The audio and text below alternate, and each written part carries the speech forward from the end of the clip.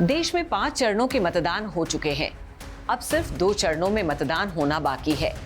North में अपना डंका बजाने वाली बीजेपी ने साउथ में ज्यादा से ज्यादा सीटें निकालने के लिए अपना पूरा जोर लगा दिया।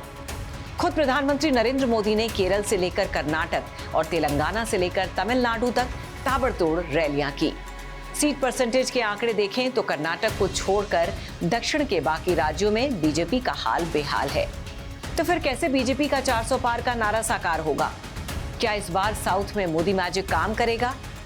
क्या इस बार मोदी के लिए दक्षिण के द्वार खुल जाएंगे? नमस्कार, आप देख रहे हैं श्रेष्ठ भारत और आपके साथ मैं हूं मुक्ता सिंह। 6 अप्रैल 1980 की बात है। जनता पार्टी से अलग होकर जनसंघ ने भारतीय जनता पार्टी की नींव रखी थी।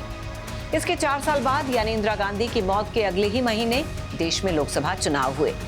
1984 के उस कांग्रेस के लिए सिंपैथी की लहर थी।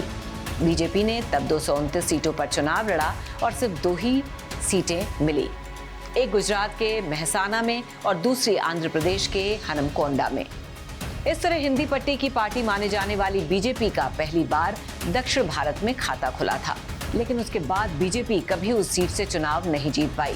मौजूदा दौर की बात करें तो दक्षिण भारत में कर्नाटक, आंध्र, तमिल, तेलंगाना और केरल को मिलाकर कुल 129 लोकसभा सीटें हैं, जिनमें से फिलहाल बीजेपी के पास 29 सीटें हैं। 3 जिले तमिल, आंध्र और केरल में हाल इतना बुरा है कि बीजेपी का एक भी सांसद तक नहीं है। अगर कर्नाटक को छोड़ दिया जाए तो 4 दक्षिण राज्यों में बीजेपी के पास सिर्फ 3 सीटें हैं, जबकि हिंदी पट्टी के राज्यों में बीजेपी के पास सबसे ज्यादा 85% लोकसभा सीटें हैं। अब आप इसी से समझ सकते हैं कि नॉर्थ में राज करने वाली बीजेपी का साउथ में कितना खराब प्रदर्शन है। दक्षिण में बीजेपी के नाजुक हालात देखते हुए प्रधानमंत्री मोदी ने इस बार दक्षिण भारत का किला फतेह करने के लिए अपनी पूरी ताकत लगा दी है। 19 मार्च को पीएम मोदी ने तमिलनाडु के सलेम जिले के गजलाईकनपट्टी में रैली की थी।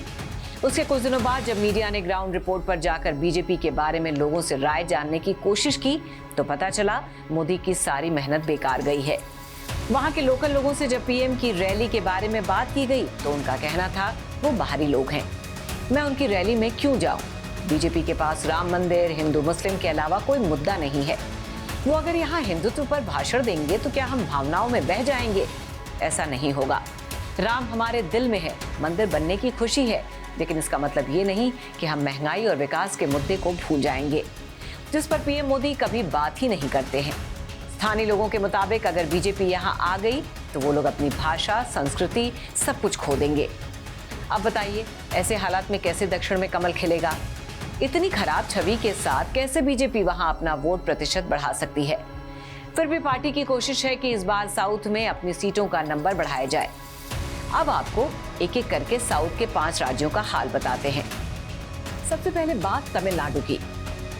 तमिल में अपना वोट शेयर बढ़ाने के लिए बीजेपी ने पूर्व आईपीएस अफसर अन्नामलाई कुप्पुस्वामी को प्रदेश अध्यक्ष बनाया, जो युवाओं के बीच काफी पॉपुलर हैं और साफ सुथरी छवि वाले इंसान हैं। अन्नामलाई 80% हिंदू आबादी वाले कोयम्बटूर से चुनाव लड़ रहे हैं, लेकिन दक्षिण की राजनीति पर लंबे समय से नजर रखने वाले डॉक्टर सुमंत रमण को लगता है कि बीजेपी के इस फैसले से तमिलनाडु में कोई असर नहीं पड़ेगा। उनके मुताबिक तमिल में बीजेपी ने एआईएडीएमके से गठबंधन तोड़ लिया है और अन्नामलाई लगातार पूर्व सीएम जयललिता के खिलाफ बयानबाजी कर रहे हैं, जिससे स्थानीय लोगों में गुस्सा है। स्थानीय नेता और कार्यकर्ता भी उनसे खुश नहीं है, इसलिए बीजेपी को यहां नुकसान हो सकता है। अब बात केरल और आंध्र प्रदेश की। इन दोनों राज्यों में भी बीजेपी के लिए तमिलनाडु की तरह ही चुनौती भरा माहौल है। केरल के मल्लापुरम में 70% से ज्यादा मुस्लिम आबादी है। यहाँ की सड़कों पर बीजेपी से ज्यादा यहाँ के 2 बड़े अलायंस की हवा नजर आ रही है। केरल के लोकल लोगों की माने तो उत्तर भारत में हिंदू मुसलमान का मुद्दा बनाया जाता है। वहाँ मुस्लिम इलाकों को अलग नजर से देखा जाता है, लेकिन यहाँ ऐसा नहीं है। यहाँ धर्म के नाम पर दंगे नहीं होते हैं। बीजेपी का कोई भी नेता यहाँ आकर हिंदू मुसलमान करेगा तो कामयाब नहीं होगा। केरल के स्थानीय लोग कहते हैं, हम पढ़े लिखे हैं और हर रोज अखबार पढ़ते हैं, कहाँ पे क्या हो रहा है ये सब जानते हैं। जिन मुद्दों को उछालकर बीजेपी हिंदी पट्टी में जीतती आई है वो मुद्दे यहाँ नहीं चलेंगे। हमारे लोगों को जाति धर्म के नाम पर भड़काया नहीं जा सकता। साउथ में पिछले 10 लोकसभा चुनाव के आंकड़े आपको बताते हैं। बीजेपी के अस्तित्व में आने के बाद अब तक केरल में 10 बार चुनाव हुए हैं। लेकिन केरल और पुडुचेरी में कभी बीजेपी का खाता नहीं खुला।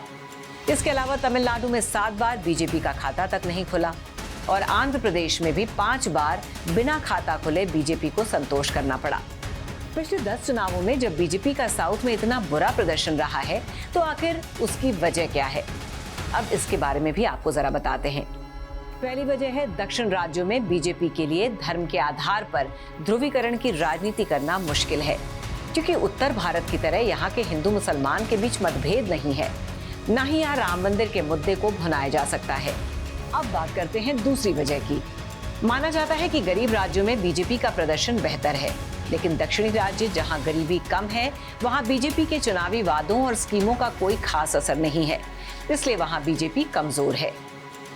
तीसरी वजह की बात करें तो पॉलिटिकल एक्सपर्ट्स की अगर माना जाए तो मोदी या शाह जब भी दक्षिण में सभाएं करते हैं तो हिंदी में भाषण देते हैं। इस वजह से उन पर बाहरी का तमगा लगा हुआ है। दूसरी बात यह भी है कि बीजेपी के पास साउथ में कोई बड़ा नेता नहीं है जो वहां की लोकल भाषा में भाषण देकर वहां की जनता को अपने साथ कनेक्ट कर सके। अब बात करते हैं चौथी वजह की। एक्सपर्ट्स की माने तो जिस जोड़-तोड़ की राजनीति में बीजेपी माहिर है, उस तरह की राजनीति साउथ में नहीं चलती है। यहाँ वो दूसरे दलों के बड़े नेताओं को अपनी पार्टी में शामिल नहीं करा पाई है। कर्नाटक में भी अगर बीजेपी की कुछ सीटें हैं या वो मजबूत है तो इसकी वजह येदियुरप्पा जैसे बड़े नेता हैं। पांचवी वजह, दक्षिण राज्यों में द्रविड़ वर्सेस आर्यंस के बीच सालों से संघर्ष चल रहा है। द्रविड़ यानी यहाँ के स्थानीय लोग जो खुद को यहाँ का मूल निवासी मानते हैं, और आर्यंस को बाहरी। आर्यन का मतलब उत्तर भारत से आए लोग। द्रविड़ों का मानना है कि आर्यंस वैदिक पूजा पद्धति को फॉलो करते थे और खुद को श्रेष्ठ बताते हैं, और इसी बात का द्रविड़ विरोध करते हैं। अब ऐसे में सवाल ये भी खड़े होते हैं कि जब दक्षिण के 4 राज्यों में बीजेपी का इतना बुरा हाल है तो फिर सिर्फ कर्नाटक वासियों को क्यों भगवा पसंद आ रहा है? अब इसके पीछे की वजह भी जान लेते हैं। पहली वजह है कि महाराष्ट्र से सटा राज्य होने की वजह से कर्नाटक में बीजेपी और आरएसएस का संगठन काफी मजबूत है। 90 के दशक में जब देश भर में बीजेपी ने राम रथ यात्रा निकाली थी तो वो गुजरात के बाद कर्नाटक भी गई थी। इससे बीजेपी का हिंदुत्व कार्ड कर्नाटक में मजबूत हुआ था। लेकिन दक्षिण के बाकी राज्यों में ना तो रथ यात्रा निकाली गई और ना ही राम मंदिर को लेकर कोई आंदोलन हुआ, और इसी वजह से बीजेपी उन राज्यों में कमजोर है। दूसरी वजह है कर्नाटक के शहरी लोग हिंदी भाषा समझते हैं। उन्हें पीएम मोदी के भाषणों को सुनने और समझने के लिए किसी ट्रांसलेटर की जरूरत नहीं पड़ती, इसलिए बीजेपी यहाँ के स्थानीय लोगों से सीधा कनेक्ट कर पाती है। वही अब बात तीसरी वजह की, तो कर्नाटक में आज अगर बीजेपी मजबूत है तो उसके पीछे सबसे बड़ा हाथ लिंगायत समाज के लोगों का है। ये कम्युनिटी ओबीसी समाज की मजबूत जातियों में से है। कर्नाटक में लिंगायत की आबादी 17% के करीब है। पूर्व सीएम बीएस येदियुरप्पा खुद लिंगायत समाज से आते हैं, और इसी वजह से बीजेपी को हर चुनाव में येदियुरप्पा के होने से सीधा फायदा मिलता है। अब बात दक्षिण भारत का किला फतेह करने के लिए प्रधानमंत्री मोदी के किए गए प्रयासों की। आंकड़ों की माने तो 2014 में मोदी के पीएम बनने के बाद दक्षिण भारत में बीजेपी का वोट शेयर धीरे धीरे बढ़ने लगा है। 2009 में बीजेपी के पास दक्षिण भारत में 129 में से 19 लोकसभा सीटें थीं और टोटल वोट शेयर 11.24 था। उस वक्त भी बीजेपी को कर्नाटक से 19 लोकसभा सीटें मिली थी। 2014 में जब नरेंद्र मोदी बीजेपी का पीएम चेहरा बने तो दक्षिण भारत में बीजेपी को 22 सीटें मिली। उस चुनाव में कर्नाटक में 17, आंध्र प्रदेश में 3 और तेलंगाना तमिलनाडु में 1-1 सीट बीजेपी को मिली थी। 2019 के चुनाव में बीजेपी की सीटें और बढ़कर 29 तक पहुंच गईं और वोट शेयर बढ़कर 17.8% हो गया। यानी 10 साल में दक्षिण राज्यों में बीजेपी का वोट शेयर 6% तक बढ़ गया। अब जब पीएम मोदी खुद को तीसरी बार पीएम प्रोजेक्ट कर चुके हैं और 400 सीटें जीतने का दावा कर रहे हैं, तो इसके लिए उन्होंने दक्षिण का किला भेदने के लिए कुछ तो स्ट्रैटेजी बनाई ही होगी। अब उसके बारे में आपको बताते हैं। अब फिर देख लीजिए पहली स्ट्रैटेजी क्या है।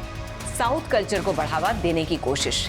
ये तो हम सब जानते हैं कि पिछले साल पीएम ने देश को नई संसद की सौगात दी थी। तब तमिल के अधिनम मठ से सेंगोल लाकर लोकसभा अध्यक्ष के आसन के पास लगाया गया था, क्योंकि तमिल संस्कृति में सेंगोल का बेहद खास महत्व है। करीब 2500 साल पहले सेंगोल को चोल राजाओं ने सत्ता हस्तांतरण का प्रतीक बनाया था। दूसरी स्ट्रैटेजी, 22 जनवरी को सारी दुनिया ने अयोध्या में बने भव्य मंदिर में रामलला की प्राण प्रतिष्ठा देखी। मंदिर में 3 मूर्तियां स्थापित की गईं। उनमें से 2 कर्नाटक के मूर्तिकारों ने बनाई थी। गर्भगृह में लगाई गई भगवान राम की प्रतिमा कर्नाटक के मूर्तिकार अरुण योगीराज ने बनाई है। तो इस तरह राम मंदिर से पूरे कर्नाटक का रिश्ता जोड़ दिया। वहीं तीसरी स्ट्रैटेजी की बात करें तो एक रिपोर्ट के मुताबिक पीएम मोदी ने पिछले 5 महीने में दक्षिण भारत के 37 दौरे किए हैं। सबसे ज्यादा 13 दौरे तमिलनाडु के किए। इसके बाद कर्नाटक में 9, तेलंगाना में 5, तमिलनाडु में 4 और केरल आंध्र प्रदेश में 2-2 रैलियां करके बीजेपी के पक्ष में माहौल बनाने की कोशिश की। अब बात चौथी स्ट्रैटेजी की। बीजेपी ने साउथ की लोकल पार्टियों से हाथ मिलाया। तेलंगाना में टीडीपी तो कर्नाटक में जेडीएस के साथ बीजेपी चुनाव मैदान में उतरी। इसी तरह तमिल, आंध्र और केरल में भी अपना खाता खोलने के लिए बीजेपी ने स्थानीय पार्टियों के साथ मिलकर चुनाव लड़ा। वहीं अब बात 5वीं स्ट्रैटेजी की। भारत रत्न और पद्म पुरस्कारों के जरिए दक्षिण भारत के वोटर्स को लुभाने की भी खूब कोशिशें की गई। पूर्व प्रधानमंत्री नरसिम्हा राव तेलंगाना के रहने वाले थे और एमएस स्वामीनाथन तमिलनाडु के। चुनावी साल में बीजेपी ने इन दोनों हस्तियों को भारत रत्न देने का फैसला करके इसे साफ तौर पर मिशन दक्षिण से जोड़ दिया। अब देखा जाए तो बीजेपी वैसे भी स्ट्रैटेजी बनाने और इम्प्लीमेंट करने में सबसे एक्सपर्ट पार्टी मानी जाती है। मोदी और शाह की जोड़ी को तो चाणक्य से कम भी नहीं समझा जाता। ऐसे में साउथ का किला फतेह करने में बीजेपी की तमाम स्ट्रैटेजी कितनी कारगर साबित होती है, ये तो 4 जून को पता चल ही जाएगा। साथ ही नजर इस बात पर भी रहेगी कि पीएम मोदी की ये तमाम कोशिशें साउथ के पढ़े लिखे वोटर्स को लुभा पाने में कितनी कारगर साबित होती है। तो फिलहाल की इस खबर में बस इतना ही। बाकी खबरों के लिए देखते रहिए श्रेष्ठ भारत। श्रेष्ठ भारत पर खबरों से जुड़े रहने के लिए चैनल को सब्सक्राइब और लाइक करें, बेल आइकन दबाएं और देखते रहें श्रेष्ठ भारत।